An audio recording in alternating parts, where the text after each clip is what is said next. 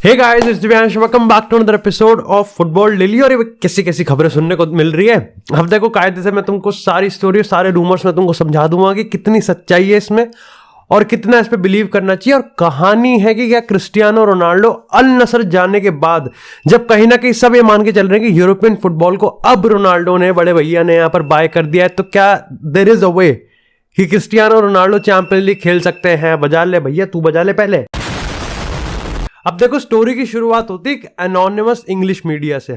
अब देखो, जब क्रिस्टियानो रोनाल्डो और अल नसर के बीच में नेगोशिएशन चल रहे थे और पूरे मीडिया सोर्सेज की अगर हम बात करें, चाहे टियर 1 की बात करें, टियर 2 की बात करें, जब ऑलमोस्ट ये कंफर्म होता जा रहा था लेयर बाय लेयर की हाँ ठीक है, अब क्रिस्टियानो रोनाल्डो का यहाँ पर ट्रांसफर कंप्लीट हो चुका है, वहीं कहीं ना कहीं उसकी जो कॉन्ट्रैक्ट की डिटेल्स हैं, खैर जो सबसे बड़ा स्पॉटलाइट था वो यही था कि क्रिस्टियानो रोनाल्डो 200 मिलियन का कॉन्ट्रैक्ट साइन करने वाले हैं।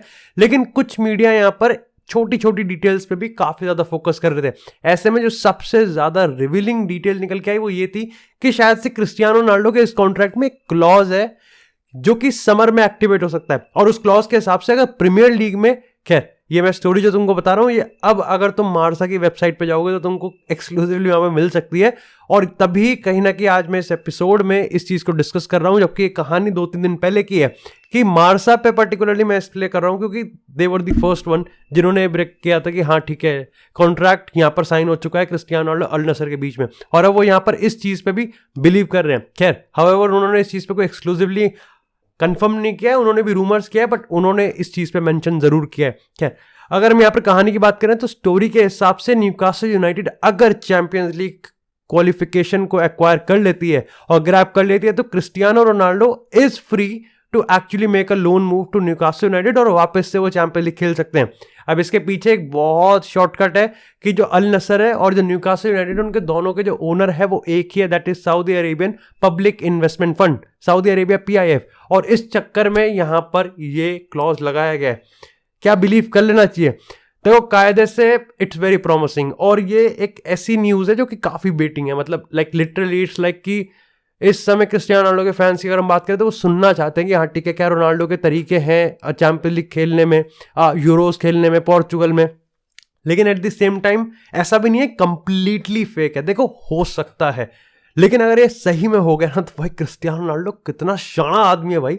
200 मिलियन का कॉन्ट्रैक्ट साइन किया, सबसे एक्सपेंसिव और सबसे बेहतरीन कॉन्ट्रैक्ट स्पोर्ट्स इंडस्ट्री में, और उसके बाद भी वापस से चैंपियंस लीग आ सकता है। क्योंकि देखो Cristiano Ronaldo coming back to the Champions League इस तरीके से, यस इट्स पॉसिबल, क्योंकि ये जो सेम ओनर वाली सिचुएशन है ना भाई, ये हो सकता है। और दूसरी चीज तुमको पता है, क्रिस्टियानो रोनाल्डो अगर एक 6 महीने की शेप में आ गया, न्यूकासल ने चैंपियंस लीग मतलब एक्वायर कर लिया, पोजीशन सिक्योर कर ली, तो ऐसे में ये इतना इम्पॉसिबल नहीं लगता। खैर लेकिन मैं इसको बस अभी इसलिए बिलीव नहीं कर रहा क्योंकि मेरे को लगता है कि अभी भी हमको और मीडिया सोर्सेज के जो चीजें हैं वो हमको सामने आते हुए देखनी चाहिए। खैर सबसे बड़ा सवाल ये आता है कि इसमें न्यूकासल का से कितना होगा। Like of course they have a project और उन्होंने चैंपियंस लीग सिक्योर किया है, या फिर कहीं ना कहीं it's all just Cristiano Ronaldo decision. Do let me know कि आप क्या रोनाल्डो को न्यूकासल में आते हुए देखना प्रेफर करते हो, और do you believe in the story और नॉट। खैर इसी के साथ अगर छोटी डिटेल्स की और बात करें तो आज यानी कि 3 जनवरी रात को 9:30 बजे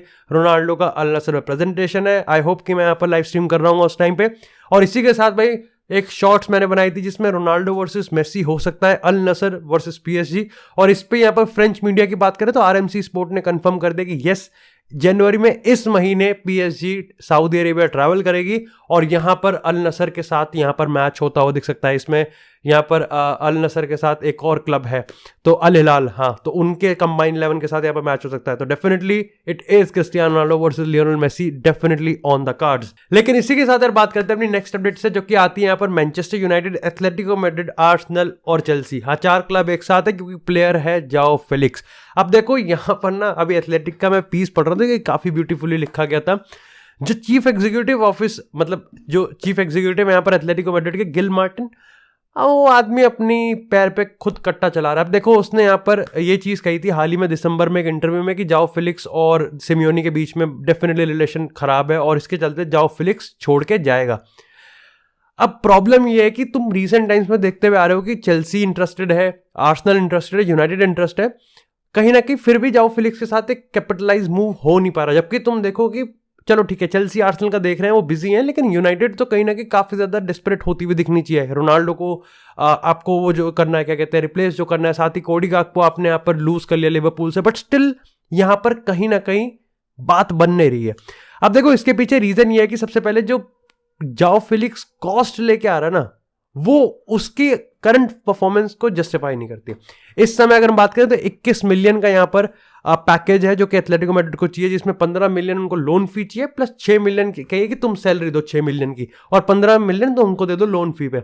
इस पॉइंट ऑफ टाइम पे कोई 7 मिलियन भी देने के लिए तैयार नहीं है जाओ फेलिक्स के एज अ लोन फी। कह रहे हैं कि ठीक है सैलरी हम देख लेंगे, लेकिन हम लोन फी भी साथ देंगे। बट ये सबसे बड़ी प्रॉब्लम नहीं है। सबसे बड़ी प्रॉब्लम है कि एथलेटिको मैड्रिड चाहती है छुटकारा, और छुटकारा भी ऐसे नहीं चाहती 130 मिलियन खर्च करें, तो वो चाहते हैं कि हम 130 के 130 निकाल लें, जो कि लिटरली इंपॉसिबल है इस समय जाओ फेलिक्स। लगभग अगर यार तुम ये देखो ना, लगभग अगर एक साल अगर जाओ फेलिक्स तगड़ा परफॉर्म कर दे, मतलब मार्कस रैशफोर्ड वाली परफॉर्मेंस दे दे, तब तो एक बार को मैं कह भी सकता हूँ कि ठीक है 100 मिलियन आज के इन्फ्लेटेड ट्रांसफर मार्केट में बहुत बड़ी बात नहीं है। लेकिन जाओ फेलिक्स की करंट परफॉर्मेंस की बात करें, पूरे 3 साल के गैप में 34 गोल मारे एथलेटिको मैड्रिड से, वो 130 मिलियन, मतलब भाई ठीक है नहीं देगा। लेकिन यहां पर जो सबसे बड़ी चीज है ना, वो ये है कि आर्सेनल भी इंटरेस्टेड है, यूनाइटेड भी इंटरेस्टेड है, चेल्सी सीरियसली इंटरेस्टेड है। तो ये इस समय सिचुएशन बनी हुई है। अब देखो Arsenal top of the table है, उनको डेप्थ भी चाहिए, और प्लस उनकी अगर हम लोन वाली रिक्रूटमेंट की बात करें तो मार्टिन एडेगार्ड सबसे ऊपर निकल के आता है। तो लेकिन अगेन मार्टिन एडेगार्ड को 30 मिलियन में यहाँ पर उन्होंने एक्वायर किया था। जाओ फेलिक्स के पीछे बहुत बड़ा प्राइस टैग आ रहा है, और एथलेटिको मैड्रिड का ये स्टबननेस कि अगर तुम इसको लोन पे ले रहे हो तो फिर तुमको परमानेंटली लेना ही पड़ेगा, ये बात नहीं बनेगी। खैर रिसेंट अगर एथलेटिको के तुम अगर कुछ ट्विटर हैंडल्स की बात करोगे, सोशल मीडिया न्यूज आउटलेट्स की बात करोगे, तो तुमको छोटी छोटी खबर उड़ती हुई देखने को मिल सकती है कि शायद से जाओ फेलिक्स और डिएगो सिमेओनी हाथ मिला ले, क्योंकि अब यहां पर जाओ फेलिक्स छोड़ता हुआ ना दिखे। अब उसके पीछे तुम इनकी दोस्ती मान लो या फिर डील ही कभी मटेरियलाइज नहीं हुई, वो तुम्हारे पे डिपेंड करता है। लेकिन इसी के साथ यार बात करते हैं थोड़ी सी लिवरपूल और रियल मैड्रिड की। खैर ये कहते हुए मेरे को काफी ज्यादा दुख हो रहा है, बट रीसेंट रिपोर्ट्स अगर रेलेवो की माने, मार्सा की माने, और कुछ और अगर हम मीडिया आउटलेट्स की बात करें तो टोनी क्रूज भाई रिटायरमेंट लेता हुआ दिख रहा है। नहीं भाई लाइक टोनी क्रूज या रिटायरमेंट नहीं लेता तो बेटर था, बट स्टिल आई थिंक वो वही चीज़ है ना कि वो अपनी बेस्ट फॉर्म में रिटायर होना चाहता है, वो नहीं चाहता कि उसका जो लेवल है वो 1% भी लो हुए। और ऐसे में यहाँ पर टोनी क्रूज इस सीजन के बाद, खैर कार्लो एंसेलोटी ने अपने इंटरव्यू में कंफर्म भी कर दिया कि अगले महीने तक हमको पता चल जाएगा कि टोनी क्रूज रिटायर होगा या नहीं होगा, और जहाँ पर चांसेस अभी 100% नहीं 80% मान के चलो कि यहाँ पर टोनी क्रूज रिटायर हो जाएगा। देखो कायदे से रियल मैड्रिड कितना कह ले, हमको रियल मैड्रिड की तरफ से खबर कितनी मिल रही है कि टोनी क्रूज का रिटायरमेंट बेलिंगम के ट्रांसफर पे कोई है भाई, कंफर्म है। मतलब अगर टोनी क्रूज का रिटायरमेंट वाली खबर पक्की है ना, तो बेलिंगम रियल मैड्रिड ही आ रहा है। अब देखो मैं लिवरपूल को नीचे नहीं कर रहा हूं, या फिर लिवरपूल को मैं ये नहीं मान रहा कि लिवरपूल कुछ कर नहीं सकती, बट स्टिल इट्स जस्ट कि लिवरपूल ऑलरेडी खबर हमको देखने को मिल रही है कि मैथ्यूस नूनेस के लिए उन्होंने कुछ 40-50 का ऑफर दिया है, क्योंकि उनको पता है कि एक तो बेलिंगम रियल मैड्रिड को प्रेफर कर रहा है, दूसरी बिडिंग वॉर में यहाँ पर रियल मैड्रिड से शायद से वो 130-140 पे ना जाए, वो भी तब जब ऑलरेडी वो कोडी गाक्पो को लेके आ गए। ऐसे में एक छोटी सी अपडेट और देता हूं कि मॉड्रिच को भी हमने अभी तक यहाँ पर कॉन्ट्रैक्ट रिन्यूअल दिया नहीं है, तो ये भी एक बहुत बड़ा क्वेश्चन है कि मॉड्रिच को कब दिया जाएगा। क्या जब मॉड्रिच और यहाँ पर टोनी क्रूज की बात हो ही रही है, तो मैं बता देता हूं कि अल नसर पता नहीं कौन सा गांजा फूक के बैठा है वो चाहता है कि यहाँ पर रियल मैड्रिड की 3-पीट वाली जो 3 बंदे हैं ना अपने, सर्जियो रामोस, क्रिस्टियानो रोनाल्डो और लूका मॉड्रिच, उसको अल नसर लेके आया जाए। मतलब देखो रैमोस का मैं फिर भी मान के चल सकता हूं कि ठीक है इफ बट हो सकता है, बट रैमोस ने बहुत इंसिडेंट पे ये चीज कंफर्म करी हुई है कि सर्जियो रैमोस यहां पर पीएसजी रुकना चाहता है 2023 के बाद भी, यानी कि contract renewal definitely on the table है। It depends on PSG and Sergio Ramos, लेकिन साथ में लूका मॉड्रिच। भैया देखो ऐसी बात है, मॉड्रिच को अगर यहां पर रियल मैड्रिड कॉन्ट्रैक्ट ऑफर भी ना देना तो वो शायद से इधर उधर चला जाएगा, बट अल नसर जा सकता है, ये कहना काफी ज्यादा मुश्किल है। खैर इस पॉइंट ऑफ टाइम पे मेरे को लगता है कि रियल मैड्रिड आज नहीं तो कल उसको कॉन्ट्रैक्ट ऑफर दे ही देगी, और 1 साल बाद वो यहां पर रिटायर होता हुआ दिखेगा। But Luka Modric going to Al Nassr मेरे को नहीं लगता है कैपिटलाइज होगा। खैर इसी के साथ यार बात करते हैं 2 और अपडेट की, जो कि सबसे पहले आती है चेल्सी और एंजो की। देखो एंजो फर्नांडिस डील होगी और कंफर्म होगी, और चेल्सी निपटा के मानेगी। कब होगी, आज होगी, कल होगी, परसों होगी, तरसों होगी, चरसों होगी, पता नहीं, लेकिन एक हफ्ते के अंदर ये डील कंफर्म हो जाएगी। बेनफिका थोड़ा नचा रही है, चेल्सी को नाचना पड़ेगा। लेकिन इसी के साथ बात करते हैं आर्सेनल और मुद्रिक की। तो भाई आर्सेनल ने अपना दूसरा बिड यहां पर कर दिया है, जिसका टोटल पैकेज 70 मिलियन के आसपास का है। अगेन जो शाख्तार है वो गला फाड़ फाड़ के चिल्ला रहे हैं कि हमको 100 मिलियन चाहिए, 100 मिलियन चाहिए। खैर उनको चाहिए भी, क्योंकि उनके पास एकमात्र प्लेयर है जो कि इतना लंबा बिकेगा, तो वो भी अपनी पूरी बैटिंग कर रहे हैं। लेकिन मैं तुमको एक की पॉइंट बताता हूं। क्लब्स जो कि प्लेयर बेचते हैं वो ट्रांसफर विंडो के स्टार्टिंग में एक स्ट्रॉन्ग पोजीशन होल्ड करते हैं, लेकिन जैसे जैसे ट्रांसफर विंडो आगे जाती है उनकी पतलून गीली होती रहती है, तो उनका जो मामला है वो ढीला होता रहता है। लाइक डेफिनेटली यहाँ पर अगर हम इंडस्ट्री कुछ मार्कर्स की बात करें तो एथलेटिको मैड्रिड जो 20 मिलियन का प्राइस टैग है, वो जैसे जैसे 20 तारीख हो जाएगी ना जनवरी, वो आराम से खुद अपना 7-8 पे आ जाएंगे। यही चीज़ आई थिंक लुकाकू वाली उस पर हुई थी। चेल्सी बहुत मांग रही थी, 20-25 मांग रही थी, मिला 10 ही, 8-10 ही मिला था।